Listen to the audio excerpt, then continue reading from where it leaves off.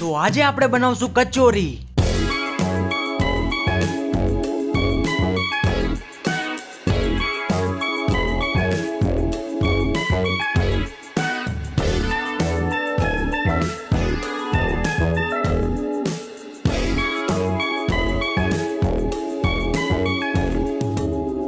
તો સૌથી પહેલાં આપણે અહીંયા મગની દાળ લઈ લીધી છે અને મગની દાળને તમારે કચોરી બનાવીને 2 કલાક અગાઉ પલાળી દેવાની હોય છે। અને જો તમારે જલ્દી બનાવવી હોય તો 1 કલાક અગાઉ ગરમ પાણીની અંદર પણ તમે પલાળી શકો છો।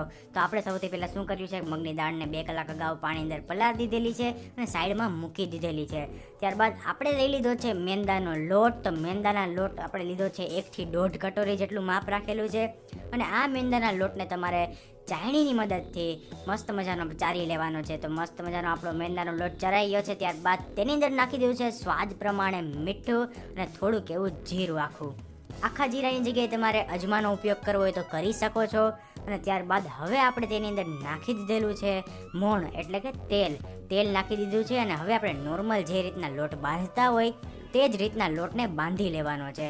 તો ત્યારબાદ આપણે થોડું પાણી એડ કરીને આ લોટને બાંધવાનો છે।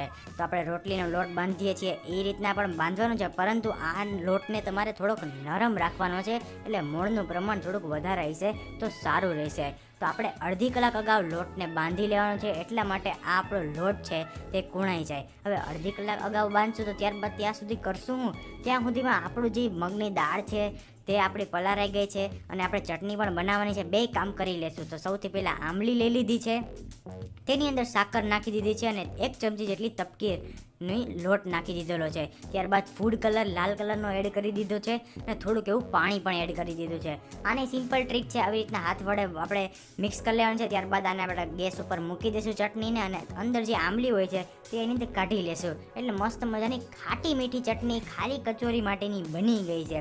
ત્યારબાદ આપણે તમે જોઈ જ શકો છો કે મસ્ત ફૂલાઈને દડા જેવી થઈ ગઈ છે આપણી મગની દાળ। તો આપણે હવે વઘાર કરી નાખવાનો છે। તો સૌથી પહેલાં આપણે તેલ લઈ લીધેલું છે, આપણે તેલ ગરમ કરવા રાખી દેવાનું છે। તેલ ગરમ થઈ જાય ત્યારબાદ તેની અંદર વઘારની અંદર આપણે જીરું એડ કરી દીધેલું છે અને ત્યારબાદ થોડીક એવી હિંગ પણ આપણે નાખી દીધેલી છે।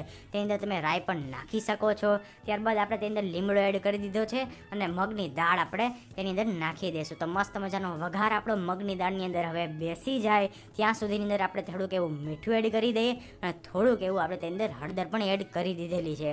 ત્યારબાદ તેની અંદર થોડુંક એવું આપણે નાખી દીધું છે થોડુંક એવું ધાણા જીરું અને થોડુંક એવું ગરમ મસાલો। તો મસ્ત મજાના મસાલા બધા પૂરા થઈ ગયા છે। તેની અંદર થોડુંક એવું ખાંડ પણ નાખવી તો નાખી શકો છો। ત્યારબાદ આપણે થોડુંક એવું નાખી દીધું છે ચણાનો લોટ પણ નાખવાનો છે, જરૂરી છે।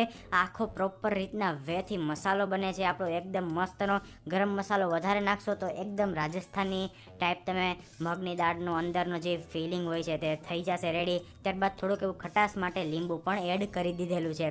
તો મસ્ત મજાનો આપણો મસાલાને તમારે મિક્સ કરી લેવાનો છે અને ત્યારબાદ તેની અંદર નાખી દીધેલી છે થોડીક એવી ધાણાભાજીથી સરસ એવો કલરફુલ મસાલો આપને દેખાશે। તો તમે જોઈ જ શકો છો આપણો કાચના બાઉલની અંદર આપણો મસાલો કેટલો મસ્ત મજાનો દેખાય છે। તો તમે જોઈ જ શકો છો ચમચીની મદદથી એટલો છૂટો મસાલો છે, જે કચોરીની અંદર ખાશો તો વધારે મજા આવશે।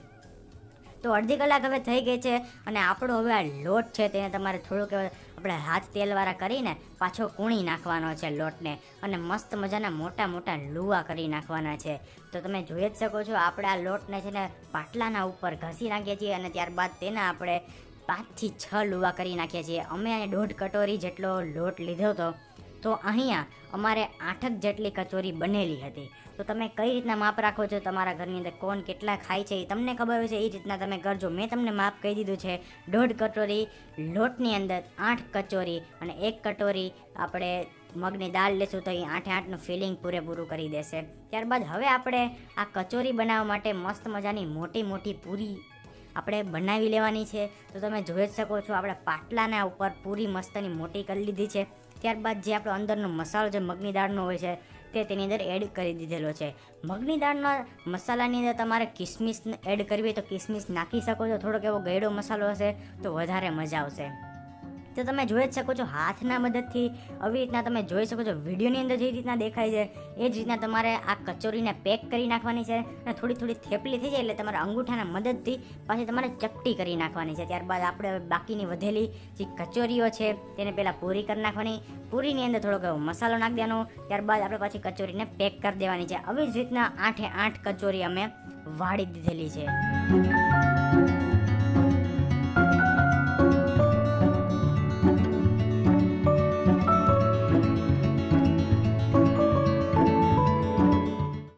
જોઈ શકો છો કેટલી બધી કચોરી આપણી રેડી થઈ ગઈ છે. ધ્યાન રાખવાનું છે મગની દાળ ક્યાંયથી છૂટતી નથી ને એ પેક જ રહેવી જોઈએ એ તમારે ધ્યાન રાખવાનું છે. તો આપણું ગરમ તેલ આવી ગયું છે પણ મીડિયમ ફ્લેમ ઉપર જ તમારે આ કચોરીને તળવાની છે. ધ્યાન રાખજો, તો લો હશે તો પણ સારું રહેશે. પહેલાં લો રાખવાનું, પછી તમને એમ લાગે ગુલાબી કલર થઈ ગયો પછી તમારે તેને મીડિયમ કરી નાખવાનું છે. મીડિયમ થઈ જાય ને બ્રાઉન કલર આવી જાય પછી તમારે થોડુંક એવું હાઈ કરી લેવાનું છે.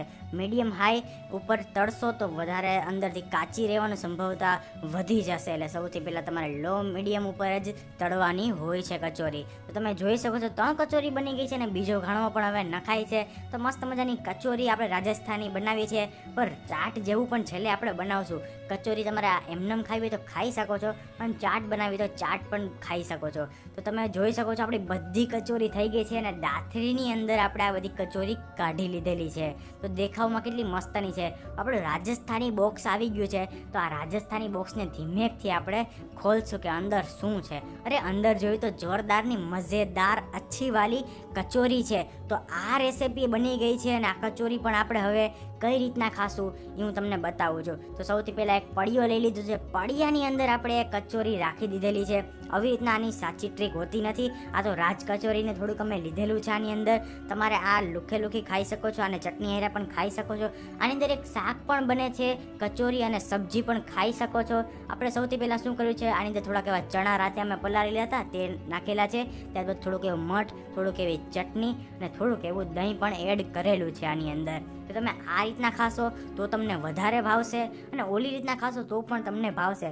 મારો એકવાર વિચાર છે કે તમને કચોરી હેરે મસ્ત મજાનું ફેવરેટ એકદમ મસ્તનું આનું છે ને સ્પેશિયલ જે શાક હોય છે ફોદીનાનું એ તમને હું શીખવાડીશ એક વખત. તો આપણી મસ્ત મજાની કચોરી ચાટ, ખસ્તા કચોરી ગમે એ કહી શકો છો આપણું તૈયાર થઈ ગયું છે. તો મસ્ત મજાનો પડિયો આવી ગયો છે કચોરી. તો હાલો કચોરી ખાવા. Thank you for watching. Bye bye.